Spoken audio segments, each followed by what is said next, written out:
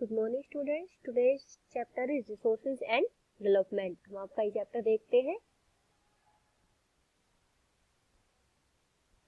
Resources, everything available in our environment which can be used to satisfy our needs. जो भी environment में available है जिनसे कि हमारी नीड्स सेटिस्फाई हो जाती है। Provided it is technologically accessible, technological रूप से, तकनीकी रूप से जो एसेसिबल हो। Economically feasible and culturally acceptable can be termed as resource. Interdependent relationship between nature, technology and institutions, ये एक दूसरे के ऊपर interdependent है। नेचर, टेक्नोलॉजी और इंस्टीट्यूशंस। अगर आप नेचर के साथ छेड़छाड़ करोगे देन टेक्नोलॉजी और इंस्टीट्यूशंस को प्रॉब्लम होगी। टेक्नोलॉजी और इंस्टीट्यूशंस को आप डेवलप करने के लिए नेचर के साथ आपको उसके ऊपर डिपेंड रहना ही होता है। फिजिकल एनवायरनमेंट में नेचर, ह्यूमन बींग्स आ गया।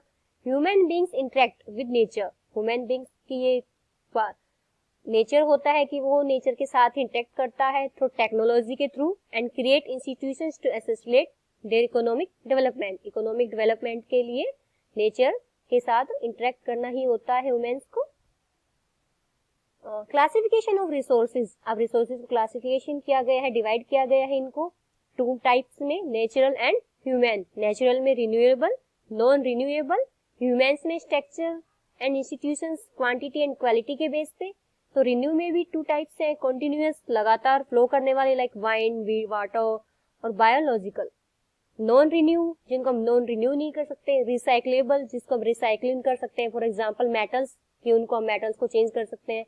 और नॉन रिसाइक्लेबल जो कभी नॉन रिसाइकल जिनको हम कर ही नहीं सकते, for example fossil fuels. Biological में भी आपके नीचे दिए हुए नेचुरल और unnatural. Living things, non living things. देखिए लिविंग थिंग्स आप अच्छे से जानते हो लाइक प्लांट्स, ठीक है, एनिमल्स जिनको हम बायोटिक भी कह सकते हैं। और non living things water, soil, light, air जिनको आप एबायोटिक सॉइल भी, एबायोटिक फैक्टर्स या थिंग्स भी कह सकते हो।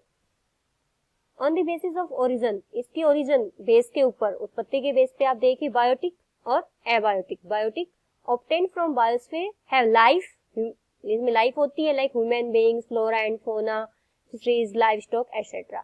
Abiotic composed of non renewable. Next, dividing the environment, biotic factors, abiotic factors. On the basis of exhaustibility, इसकी विविधता के आधार पे अगर हम देखें, रिन्यूएबल रिसोर्स अभी हमने देखा लाइक सौर ऊर्जा, पवन ऊर्जा, विंड वगैरह हमने देखा। और नॉन रिन्यू जिसको आप रिन्यूएबल नहीं कर सकते, बट इसमें भी टू टाइप्स के हो जाते हैं कि कुछ को आप रिसाइकलिंग कर सकते हैं और कुछ को आप रिसाइकिल नहीं कर सकते। तो आप फॉर एग्जांपल मेटल्स को रिसाइकिल कर सकते हैं बट फॉसिल फ्यूल्स को रिसाइकिल नहीं कर सकते।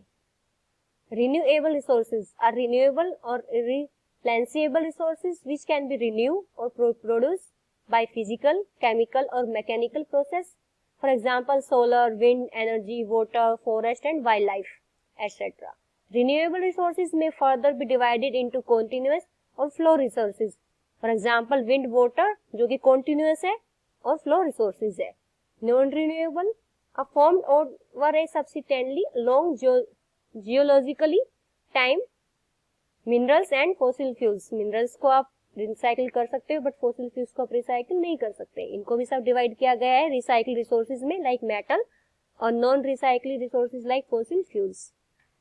रिन्यूएबल रिसोर्सेज देखिए सब दिखा रखे हैं आपके सामने जिसको आप रिन्यू कर सकते हो।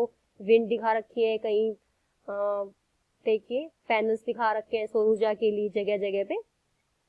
On the basis of ownership, ownership के बेसिस पे रिसोर्सेज को क्लासिफिकेशन किया गया है। इंडिविजुअल जिसको प्राइवेटाइजेशन बोल सकते हो। कम्युनिटी ओन जो पूरी कम्युनिटी ओन करती है, जैसे पार्क हो गया आपका, ठीक है, पार्क वगैरह है आपका। नेशनल फॉर एग्जाम्पल रेलवेज वगैरह है। इंटरनेशनल लाइक ओशियंस में है। Individual resources are resources that are owned privately by individuals. Land owned by farmers, जो farmers की खुद की land होती है।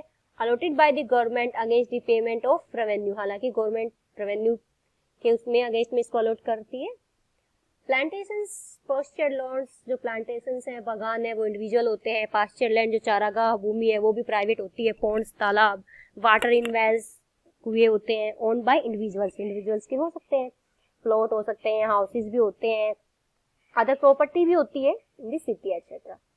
कम्युनिटी रिसोर्सेज की अगर हम बात करें, are resources accessible to all the members of a community, जो एक कम्युनिटी की पहुंच में हो। विलेज कॉमन्स, जैसे विलेज में ग्रेजिंग ग्राउंड्स होते हैं, पशुओं के चरने के लिए एक जगह होता है पूरे ग्राउंड कि सभी विलेज के लोग, कम्युनिटी के लोग वहां पे अपने पशुओं को ग्रेजिंग के लिए ले जा सकते हैं। ब्रियल ग्राउंड्स होते हैं कि आफ्टर डेथ जो शमशान भूमि है वो भी सभी की ऑल ओवर होती है। विलेज के जो पॉन्ड्स होते हैं वो सभी पब्लिक पार्क होते हैं, पिकनिक स्पॉट होते हैं, playground etcetera. Okay. National resources are all the resources that belong to our nation. Examples: road, canals, railways, etc. Minerals, water resources, forest, wildlife, etc. Land in the political boundaries, territorial water and the resources within. The term territorial water refers to the oceanic area. आपको इसको underline करना है। up to 12 nautical mills. आप ocean areas में अगर हम जाते हैं, फॉर एग्जांपल हमारे यहाँ पे इंडियन ओशियन है तो 12 nautical areas, it means 19.2 kilometre from the coast, यहाँ तक आप उस टेरिटोरियल एरिया में अपने इंटरनेशनल नेशनल रिसोर्सेज को डेवलप कर सकते हो। But after that 12 nautical miles के बाद आपको एक वो इंटरनेशनल रिसोर्सेज हो जाता है। तो इंटरनेशनल रिसोर्सेज में जिसके कंट्रोल में वो है उससे आपको इंटरनेशनल लेवल पे परमिशन लेनी होती है। The country has legal powers to acquire even private property for public good. Urban development authorities get empowered by the government to acquire land. International resources are regulated by certain international institutions. These include the oceanic resources beyond 200 km of the exclusive economic zone. यही वही है international वाला। Oceans में अगर आप जाते हो, for example आपको कुछ डेवलप करना है तो आपको परमिशन लेनी पड़ती है इंटरनेशनल लेवल पे, जो कि 200 किलोमीटर अबव होती है, which belong to open ocean, and no individual country can utilize these without the concurrence of international institutions. Without permission आप वहाँ पे कुछ भी डेवलप नहीं कर सकते। India had to obtain the right to mine manganese nodules from the bed of the Indian Ocean from an area which lies beyond the exclusive economic zone. ये देखिए इंडिविजुअल होम दिया हुआ है कि इंडिविजुअल होम हो सकता है, community own में पार्क दिया हुआ है, नेशनल में रेलवेज दी हुई है और इंटरनेशनल में सी ओशियन लैंड का एरिया दिया हुआ है। On the basis of development के बेसिस पे हम देखते हैं, potential resources are resources found in a region which have not been utilised. ये वो रिसोर्सेज है जो संभावित है, जिनकी संभावना है but not utilise. Examples: wind and solar energy. जो विंड और सोलर एनर्जी है उसकी बहुत ज्यादा संभावना है कहाँ पे? गुजरात और राजस्थान में, क्योंकि वहाँ पे राजस्थान में तो गर्मी ज्यादा है, थार डेजर्ट है, तो सोलर एनर्जी बहुत ही अच्छा है। प्लस में जैसलमेर बाड़मेर में बहुत धूल भरी आंधियां चलती हैं, तो विंड एनर्जी भी वहां पे डेवलप की जा सकती है। अब आगे है develop resources are resources that have been surveyed, जिनका सर्वे किया गया है एंड डिटरमाइंड, और ये निश्चित हो गया है फॉर यूटिलाइजेशन कि वो उनका यूज किया जा सकता है, बट क्वालिटेटिवली एंड क्वांटिटेटिवली, मात्रा और गुणवत्ता के आधार पे हम उसको डिटरमाइन अभी नहीं कर पाए हैं, बिकॉज हमारे पास वो technology, the development of resources depends on technology and level of their feasibility। तो इतनी हमारे पास टेक्नोलॉजी अभी नहीं आई है। स्टॉक होता है refers to materials in the environment which have to potential to satisfy human needs, जो कि human needs को satisfy कर सकता है, संभावित है, बट लेकिन human beings do not have the appropriate technology to assess this। लेकिन human beings के पास इतनी टेक्नोलॉजी अभी नहीं आई है कि उनको appropriate तरीके से उनको तक पहुंच सके। एग्जाम्पल दिया हुआ है, water is compound of two flammable gases. आपको पता है वाटर H2O से मिलके बनता है, तो H जो है हाइड्रोजन है, वो एक एनर्जी का सोर्स हो सकता है, rich source of energy if we had the required technical know how. अगर हमारे पास टेक्निक है कि हम कैसे उसको यूज कर सकते हैं, हैंस फिर भी it can be considered as stock, इसको स्टॉक माना जाएगा। रिजर्व होता है कि आरक्षित रखना, are the subset of the stock को आप आरक्षित रखते हो। फॉर एग्जाम्पल ग्रेन्स अनाज है, पोटैटोज होते हैं आपके, उन सबको आप स्टोर कर रिजर्व रखते हैं। Which are yet to be put in the use with the help of existing technical know how, this can be use for meeting future requirements के लिए। Rivers water can be use for generating hydro electric power, but presently it is being utilized only a limited extent.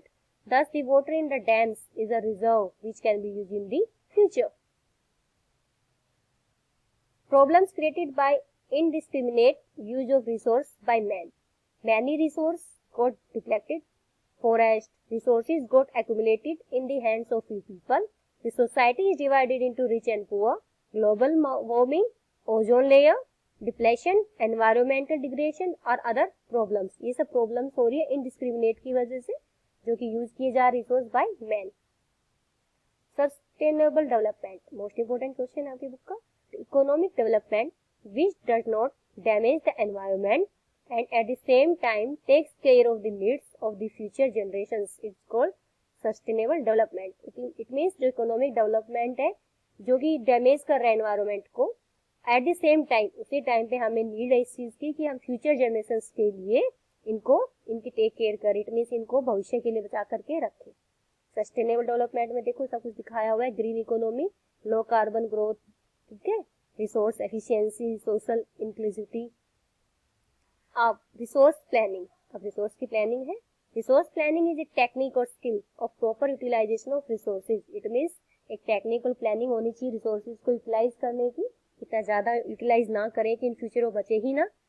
Stages of resources planning, identification and listing of resources, survey, mapping, measurement of the qualities and the quantities of the resource are the important activities undertaken at this stage. B है planning for exploitation, develop a planning structure with sustainable technology, skill and institutional setup, match resource development plans. अब है importance of resource planning, आपको बहुत important है कि resource की planning की जाए। It is necessary for the balance development of India.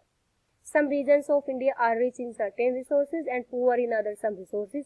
कुछ ऐसे रीजन्स हैं इंडिया के जो कि निश्चित रिसोर्सेज वहां पे बहुत ही रिच है, बट कुछ रिसोर्सेज ना के बराबर है। For example, Rajasthan is poor in water resources but rich in solar and wind energy. Some regions are self sufficient while other regions are very poor in important resources. For example, Madhya Pradesh is rich in many resources but Ladakh is poor in resources. Wastage of resources can be avoided by planning. Environmental pollution can be reduced. Over exploitation of resources can be avoided. अब आपका है resource conversations, आपको resource को आप कैसे conserve कर सकते हो। Plan use for resources in order to meet the present needs and to store a part of the future generations is called resource conservations। Plan होना चाहिए आपको रिसोर्सेज के यूज करने के लिए प्रेजेंट नीड्स के बेस पे, and to store a part, और कुछ पार्ट इसका जो है स्टोर करना चाहिए for future generation, that's called resource conservation. It is necessary because many resource are non renewable and exact. अभी हमने देखा कि बहुत सारा जो रिसोर्सेज है नॉन रिन्यूएबल है, फॉर एग्जाम्पल फॉसिल फ्यूल्स हमने देखा। If we conserve them, we can use them for a longer period of time। अगर हम उसको कंजर्व करके रखेंगे तो हम उसको longer time के लिए यूज कर सकते हैं। Conservations of resources help us to reduce wastage। इससे हम जो रिसोर्सेज की जो वेस्टेज होती है उसको हम कम कर सकते हैं, रिड्यूस कर सकते हैं। और it also will help in economic progress, इससे हमें इकोनॉमिक प्रोग्रेस में हेल्प मिलेगी। और resource conservation help us to protect the, protection के लिए है ये environment. Gandhiji's idea on resource conservation, आपको गांधी जी के आइडिया के बारे में देखते हैं। According to Gandhi ji, there is enough for everybody's need and not for anybody's greed. According to Gandhi ji, there is enough, पर्याप्त है, एवरीबॉडीज नीड, कि एवरीबॉडी की जो आवश्यकताएं हैं, नॉट फॉर एनीबॉडीज ग्रीड, ना कि लालच।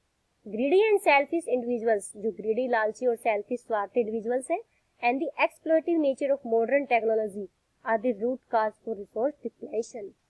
He was against mass production and wanted to replace it with modern by masses। Land degradation, ये हम नेक्स्ट वीडियो में देखेंगे। Okay, thank you.